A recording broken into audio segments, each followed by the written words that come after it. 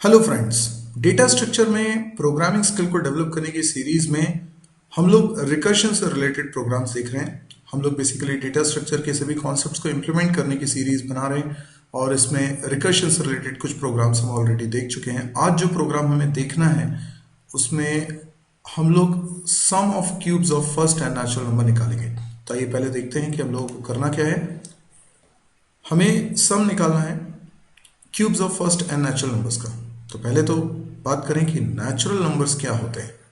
तो natural numbers यानी वो इंटीजर्स जो 1 से स्टार्ट होते हैं, 1 2 3 4 वगैरह।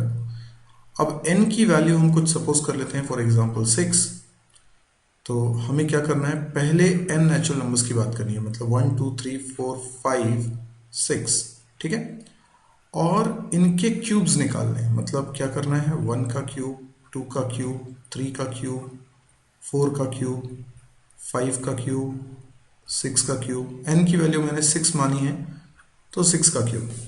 और इन सब का क्या निकालना है, सम, मतलब 1 cube plus 2 cube plus 3 cube plus 4 cube plus 5 cube plus 6 cube, ठीक है। अब इसका रिजल्ट क्या आता है, इसका रिजल्ट आता है 441, ठीक है। ओके, तो अब ये कैलकुलेट करने के लिए हमें रिकर्सिव फंक्शन बनाना है। और मैंने आपको पहले भी बताया हुआ है, अगर आप बिगनर हैं तो रिकर्सिव फंक्शन बनाने का एक सिंपल अप्रोच मैंने डेवलप करी थी। 3 स्टेप में हम लोग फंक्शन बना लेंगे। हमें सबसे पहले स्टेप में क्या करना है, पहले स्टेप में हमें सपोज कर लेना है वो फंक्शन जो एक्चुअल में हमें बनाने को कहा जा रहा है। दूसरी स्टेप में हम रिकर्सिव केस तैयार करेंगे, यानी वो फॉर्मूला तैयार करेंगे जिसमें कि हमने जो सपोज किया है फंक्शन उसी को कॉल करेंगे। तीसरी स्टेप में हम रिकर्शन का बेस केस तैयार करेंगे, यानी रिकर्शन होना जहाँ पे रुकना है। तो सबसे पहले बनाते हैं स्टेप नंबर 1। हमने सपोज कर लिया एक फंक्शन जो कि हम बनाएंगे सम नाम का, और इस फंक्शन में हमने अगर n पास कर दिया है तो ये फंक्शन हमें पहले n नेचुरल नंबर्स के क्यूब्स का सम कैलकुलेट करके रिटर्न करेगा। तो यानी अगर इसमें 6 पास किया है तो ये हमें 441 रिटर्न करने वाला है। देखिए, मैंने n क्यूब पास नहीं किया, मैंने n पास किया है। इसका मतलब मैं 6 पास करूंगा तो ये 1 से 6 क्यूब तक का सम करके बताएगा।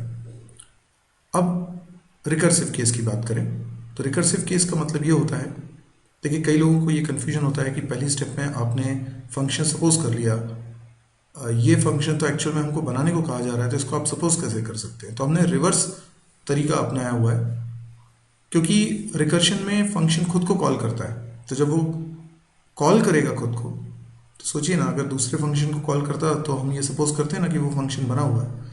तो अगर वो खुद को कॉल कर रहा है तो हम सपोज करना ही पड़ेगा कि ये फंक्शन ऑलरेडी बना हुआ है, तभी तो पूरे कॉन्फिडेंस के साथ हम उसको कॉल कर पाएंगे। तो ये मत भूलिएगा कि हमारे पास सम नाम का एक फंक्शन बना हुआ है जिसमें जो भी नेचुरल नंबर हम पास करते हैं वहां तक के क्यूब का सम कैलकुलेट करके वो रिटर्न कर देता है। अब मुझे टास्क क्या दिया गया है, मुझे टास्क दिया है कि मुझे सम करना है पहले n नेचुरल नंबर्स के क्यूब्स का सम। तो मुझे निकालना है 1 क्यूब 2 क्यूब, है ना, मतलब इनका जोड़ना है, 1 cube plus 2 cube plus 3 cube, ठीक है।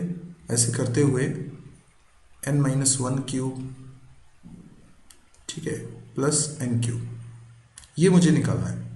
तो इसका फॉर्मूला क्या हो सकता है, जो शुरुआत के n-1 टर्म्स है, मैं इसको कैलकुलेट करना चाहता हूँ, इसका सम कैलकुलेट करना चाहता हूँ। तो क्या मेरे पास कोई तरीका, यस, हमने अभी थोड़ी देर पहले एक सपोजिशन किया था कि एक फंक्शन है सम, जिसमें जो भी नंबर हम पास करते हैं वहाँ तक के क्यूब का सम ये कैलकुलेट करके दे देता है। तो हमने कहा ये काम हो सकता है अगर मैं सम फंक्शन को कॉल करूँ और उसमें n-1 पास करूँ। यस, देखिए n-1 का क्यूब मत कर दीजिएगा, आप n-1 पास करेंगे तो ये फंक्शन 1 क्यूब से लेके n-1 क्यूब तक का सम कैलकुलेट करके रिटर्न करेगा, और इसमें क्या ऐड कर देंगे, n क्यूब। तो जो रिजल्ट आएगा वो हो जाएगा सम ऑफ n, यानी कि हमने जो फंक्शन बनाना था उसका फॉर्मूला डिड्यूस कर लिया है, हमने उसका फॉर्मूला बना लिया है। तो इसका फॉर्मूला क्या होगा, n cube plus sum of n-1। वैसे भी जब रिकर्शन होता है तो इस बात को भी ध्यान रखिए कि जो ओरिजिनल प्रॉब्लम है उसका सिंपलर वर्जन हम कॉल करते हैं, यानी पहले हमें सम ऑफ n बनाना है तो हम उसको सॉल्व करने के लिए सम ऑफ n-1 को कॉल कर रहे हैं। तो अगर सम ऑफ n एक प्रॉब्लम है जिसका साइज है n, यानी n नंबर्स के क्यूब का सम करना है, तो ये जो सम मैं कॉल कर रहा हूँ इसमें n-1 पास कर रहा हूँ, तो ये एक नंबर कम के लिए कॉल हो रहा है, यानी अगर n था तो यहाँ n-1 हो गया, तो कुछ कम एडिशन करना पड़ेगा।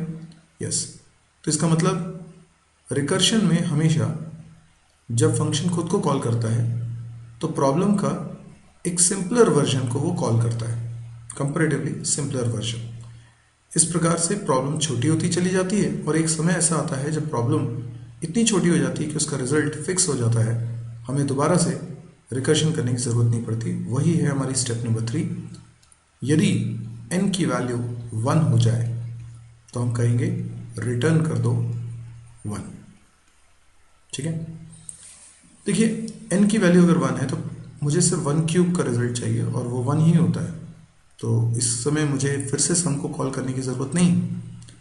तो हमने देखा स्टेप नंबर 2 में और स्टेप नंबर 3 में हमने स्टेप नंबर 2 में बनाया रिकर्सिव केस और स्टेप नंबर 3 में बनाया बेस केस। हमेशा रिकर्शन की प्रॉब्लम हम इन 3 स्टेप से सॉल्व कर सकते हैं। तो आइए मैं कोडिंग के जरिए भी इस बात को आपको समझा देता हूँ। जो लॉजिक हमने बनाया उसी की कोडिंग कर रहा हूँ। सम फंक्शन बना रहा हूँ जिसका रिटर्न टाइप मैंने ले लिया है इंट, और इसमें एक वैल्यू हम पास करेंगे जो कि n में स्टोर हो जाएगी। अब यदि पहले मैं बेस केस लिख रहा हूँ, यदि n की वैल्यू 1 है तो हमें सिंपली रिटर्न करना है 1। मतलब मेरा ये जो फंक्शन बना है सम नाम का, इसमें अगर कभी 1 आता है, n की वैल्यू 1 आती है तो सिंपली 1 रिटर्न कर देगा, क्योंकि 1 का मतलब है पहले एक नेचुरल नंबर्स तक के क्यूब का सम। और यदि ऐसा नहीं होता है, ये रिटर्न नहीं चल पाता है, मतलब इफ कंडीशन फॉल्स होती है, तो सिंपली यहाँ जो स्टेटमेंट लिख रहा हूँ रिटर्न, ये चल जाएगा। इसमें क्या रिटर्न करवा रहा हूँ, n क्यूब मतलब n इंटू n प्लस फिर से सम फंक्शन को कॉल करता हूँ और इस बार पास करता हूँ n-1। आप देख सकते हैं ये हमारा फंक्शन बनके तैयार हो चुका है। और इतना ही सिंपल कोड होता है रिकर्शन का, इसलिए तो लोग रिकर्शन यूज़ करना चाहते हैं। देखिए मेन फंक्शन से मैं रिकर्शन इस फंक्शन को कॉल करवाऊंगा। मैं लिखता हूँ इसमें printf %d और देखेंगे आप यहाँ मैसेज सम इज %d लिख देता हूँ। तो यहाँ पर आप देखेंगे कि मैं सम फंक्शन कॉल कर रहा हूँ और इसमें 6 पास कर रहा हूँ। उम्मीद करूँगा कि ये 441 प्रिंट करेगा। इस फंक्शन को एक बार डिक्लेयर भी कर देता हूँ, इंट सम इंट, ये हो गया इसका डिक्लेरेशन। अब मैं इसको एक बार रन करके देखता हूँ। ये देखिए सम इज 441। आप देख सकते हैं कि यहाँ पे जो सम इज 441 आ रहा है, सम इज लिखा है, %d लिखा है, %d की जगह 441, क्योंकि यहाँ सम 6 लिखा हुआ है। सम 6 ने रिटर्न किया होगा 441, पर सम 6 कॉल होने के लिए ये वाला फंक्शन चला होगा। और यहाँ पे ये फंक्शन रिकर्शन कर रहा है, दोबारा सम फंक्शन को कॉल कर रहा है, n-1 पास कर रहा है। आई होप आपको ये प्रोग्राम समझ में आया होगा, रिकर्शन समझ में आ रहा होगा और 3 स्टेप का ये फॉर्मूला भी समझ में आ रहा होगा। आप थोड़ी इसकी प्रैक्टिस करते रहिए। इसके अलावा यदि आपको वीडियो पसंद आ रहा है तो आप इसे लाइक करें। यदि आपको लगता है इस तरह के और वीडियोस देखने में आप इंटरेस्टेड है तो आप इस चैनल को भी सब्सक्राइब करें। मेरी एक वेबसाइट है, उसको विजिट करना ना भूलें। URL आपकी स्क्रीन पर लिखा हुआ है www.mysirji.com। इस साइट पे आपको C++, जावा, PHP, MySQL, data structure, DBMS इनके वीडियो कोर्सेज मिल जाएंगे। तो आप बड़े आराम से एक एक वीडियो देखते जाइए और पूरा कोर्स कंप्लीट कर लीजिए। अगर प्रोग्रामिंग स्किल को डेवलप करना है तो इसी साइट पे आपको प्रोग्रामिंग एक्सरसाइज भी मिलेगी, जहां न केवल प्रॉब्लम्स की लिस्ट मिलेगी, C की अलग, C++ की अलग, जावा की अलग, PHP की अलग, डेटा स्ट्रक्चर की अलग, बल्कि आपको उनके सॉल्यूशंस भी मिलेंगे। नॉर्मली सॉल्यूशन देखकर भी हमें डाउट होता है कि ये बनाना कैसे, इसकी अप्रोच नहीं समझ में आ रही। तो यहाँ पर वीडियो सॉल्यूशंस दिए हुए हैं जिसमें ये बताया जा रहा है कि प्रोग्राम बनाते वक्त आपके दिमाग में क्या होना चाहिए, क्या सोचना चाहिए। इससे आपकी प्रोग्रामिंग अप्रोच बनने में मदद मिलेगी। यदि आपको लगे कि ये साइट बहुत यूजफुल है, क्योंकि इसमें डेली एक नया वीडियो अपलोड होता है, सारे वीडियोस हिंदी में है, फ्री ऑफ कॉस्ट है और बहुत लोगों के काम का है, काम आ रहा है, तो आप अपने दोस्तों के बीच में इसको शेयर करिए, फेसबुक वॉल पे पोस्ट करिए या व्हाट्सएप ग्रुप के थ्रू बताइए, पर इसको आप प्लीज़ शेयर ज़रूर करिए। Thank you.